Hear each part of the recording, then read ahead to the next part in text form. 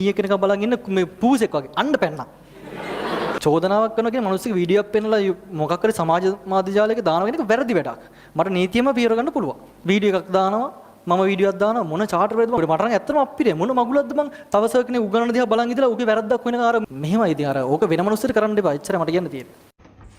හැබැයි බලන්න මෙන්න මේ වීඩියෝ එක දැන් මේක මේ සරල අනුවර්තී චලිතය ගැන පැහැදිලි කිරීමක් ගන්න. සම්පූර්ණ වැරදි. හරි. දැන් මම උගන්ලා තියෙනවානේ සෑහෙන කාලයක්. ඒ උගන්වපේවත් එක්ක බං YouTube එකේ මම දකින්නකොට මට මේ මාර අවුල්. මොකද ළමයින්ගේ අනාගතයේ තීරණය කරන විභාගේ. එහෙම විභාගයකදී මෙන්න මේ ගුරුවරු මේගොල්ලෝ බලන්න මේක දැන් වැළුවා මොකටද හොයාගන්න පුළුවන් මැත්ස් කරන කට්ටියට දැන් මේ සරල අනුචරිතය උගන්වන වීඩියෝ එකක්. හරි.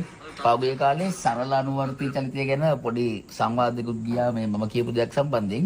ඒ වගුණත් කිව්වේ මට පුද්ගලික වාසියක් නැහැ. ඉතින් එහෙම වාසියක් ලැබුණා කියලා වැඩකුත් නැහැ. මොකද මගේ ගාව තියෙනවත් එක්ක ඔය හිතන වාසිය ලැබුණොත් එහෙම ඉතා කුඩා ප්‍රමාණයක්. ඒක තේරුම්කුත් නැහැ මට මේවෙන් වාසිය ලැබිලා. මම මේව ගැන කියන්නේ අනාගත ළමයාගේ අනාගතය වෙනුවෙන්. ඉතින් මේ ළමයි පව්. හරි. දැන් මේ සරල අනුවර්තී චලිතයේ ඉගෙනවීම සම්පූර්ණ වැරදි. හරි. දැන් තේරුම් ගන්න විස්ථාපනය සහ දුර කියන්නේ අවස්ථා දෙකක්. ඒකවත් දන්නේ නැහැ. සරලව දැන් මේ වීඩියෝ බලන්න කට්ටිය බලලා අදහසක් ගන්න. හරි. දැන් මේ සරල අනුවර්තී චලිතය උගන්වනවා. පට්ට වැරදි.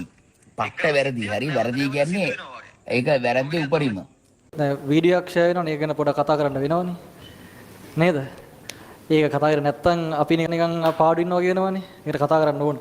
ඒ වීඩියෝ එක මම දැක්කේ මේ ඊයේ හවස ක්ලාස් එකේ දැක්කේ. ඒ වීඩියෝ එක දකිද්දි මට හිතුනේ මේ අඩෝ දාලා තින්නේ සෝලා සර්නේ. සොලංගාරච්චි සර්නේ දාලා තින්නේ. ඒතකොට පොරක් නේ ඇත්තටම. ඒ කියන්නේ එයා දාලා නම් වීඩියෝ එකක් මම හිතුවා ඇත්තටම මගේ වැරද්දක් ඇති වෙන්න ඇති කියලා මම තමයි වීඩියෝ එක බැලුවේ.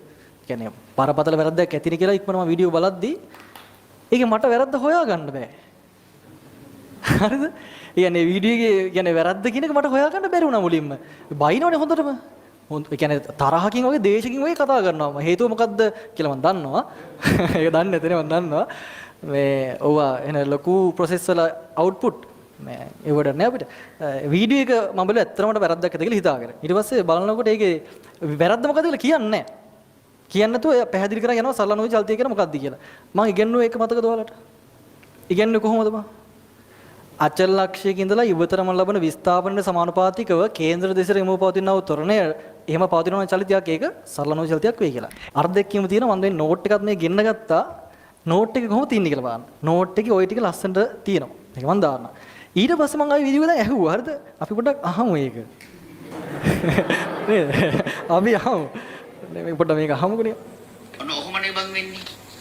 එහෙනම් දරුවන සරල අනුවර්තී චලිතයක් කියන්නේ අචල ලක්ෂයක් අචල රේඛාවක් පසු කරන අංශුවක්. ලබන විස්ථාපනය අචල ලක්ෂයේ දෙසට උතරණයට අනුලෝම සමානුපාත වෙනවා. හරි. එවැනි චලිතයක් සරල අනුවර්තී. හරිනේ. හරි. පොඩ්ඩක් ඉන්න දැන් මම කරපු එක මොකක්ද කියලා බලන්න. යම් කිසි ලක්ෂයක සිට ඉවතට මනු ලබන විස්ථාපනයට සමානුපාතික වෙනවා කේන්ද්‍රයේ දෙසට පවතිනා වූ ත්වරණය එච්චරයි. හරිද? දැන් ඕක මම කිව්වේ නැද්ද පන්ති? කිව්වා. ඔය වීඩියෝ එක ඇතුලේ මම යා පටලන් ඉන්නේ දුර කියන වචනේත් එක්ක මම දුරයි විස්තරම දන්නේ නැහැ. මම ඒක පෙන්නන්න පොඩ්ඩක් ඉන්න. ඒ මම කියන කතාව වැරදි නෑ කියලා මම පෙන්නන්න. ඒ කියන්නේ මම කිව්වේ මේ පදනමේ ඉඳලා සහ මම ඒක පැහැදිලි කරා. මට දැන් උග අවුල්නේ. දැන් ඒක වැරද්දක්ද දන්නේ නැහැ අත්‍තරම කියලා මම ඊට පස්සේ පොඩ්ඩක් කතා කරා. ජේකබ්ස්ට කතා කරා එනකොට. සර් අහද්දිම කිව්වා යකෝ ඕකද? ඕකද වැරද්ද කියලා ඇහුවා ඊට පස්සේ. ගුරුවරු හැමෝම අදින් පොඩි පොඩි වැරදි වෙනවා. සීරියස් දැන් ජේකබ් සර් පවා වේවා පොඩි පොඩි දේවල් වෙන්න පුළුවන් ඕනද කෙනෙක් කියති. ඊට පස්සේ මම කතා කරා මේ කවුද පැන්ඩලින් සර්ට. අය අහන්න දෙයක් නැහැ එතනින් එහාට. පැන්ඩලින් සර්ගෙන් ඇහුවා කියන්නේ එතනින් එහාට අහන්න කෙනෙක් නැහැ මම දන්නේ තරමට. ඒක උත්තරේ මම පස්සේ කියන්න. ඊට පස්සේ නිරන්දික සර්ට මම කතා කරලා ඇහුවා මේ සර්ට මැත්ස් එක කරලා තියෙන ඔය ඔක්කොම මැත්ස් සබ්ජෙක්ට් එකේ ඉන්න කට්ටිය කතා කරලා පස්සේ කිව්වා මේ ඕකද මං වැරද්ද කියලා මේ කතා ටිකක් කිව්වා. හරිද? රයිට්. ඒක ඇත්තටම වැරද්දක් නෑ වැරදි තමයි. හරිද? හැබැයි ළමයාට අපි දෙන්න ඕන දේ අර නිකන් අදහස එයාට තේරෙන ඕන විදිහට කියන එකනේ අපේ වගකීම. මම මේකෙන් තමයි ඔක කිව්වේ. මේක හරි. හරිද?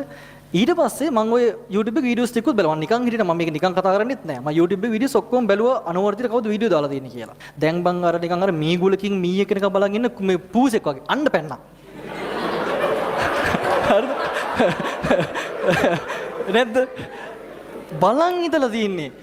දුර වචනේ එනකම් බලන් ඉඳලා තියෙනවා. ඔය වීඩියෝ එක පැය 5ක වීඩියෝ එකක්. ඒ පැය 5කම වීඩියෝ එකම සම්පූර්ණයෙන් බලලා තියෙනවා. වැරද්දක් හොයාගන්න බැරි වෙලා තියෙනවා. නැද්ද? ඊට පස්සේ ওই දුර කියන එක තැනක මම ලස්සන අර්ථ දැක්කීමක් ලියනවා. මම අරක නෝට් එකක් ලියලා පස්සේ තමයි කියන දුර කියන කතාව විශාලත්වයට සමානයි. ඒක ළමයින්ට තේරුම් ගන්න මම එච්චර පැය 5ක වැඩක් නේ ඕක. ඒකේ වෙලෙ එහෙම කරා. හරිද? මේක මේ දැන් ඒක ඇත්තටම පේනවා මාවක ටාගට් කරලා කරපු දෙයක් කියලා සහ ඒක වැරදි. හේතුව මට දැන් අර පහල දැන් අර ලෝ ක්ලාස් එක පටන් ගන්න ලෝ කෙනෙක් කියලා මම නිකන් ওই කතාව කිව්වා. මට ඒක පීඩාවක්. හරිද? චෝදනාවක් කරනවා කියන මිනිස්සුගේ වීඩියෝ එකක් පෙන්නලා මොකක් හරි සමාජ මාධ්‍ය ජාලයක දානවා කියන එක වැරදි වැඩක්. මට නීතියම පියවර ගන්න පුළුවන්. අංක 1. හරිද? එක මට නීතියම පියවර ගන්න පුළුවන්. මගේ වීඩියෝ එක පෙන්නලා මට චෝදනාවක් කරනවා. හරිද? ඒක වැරදි වැඩක්.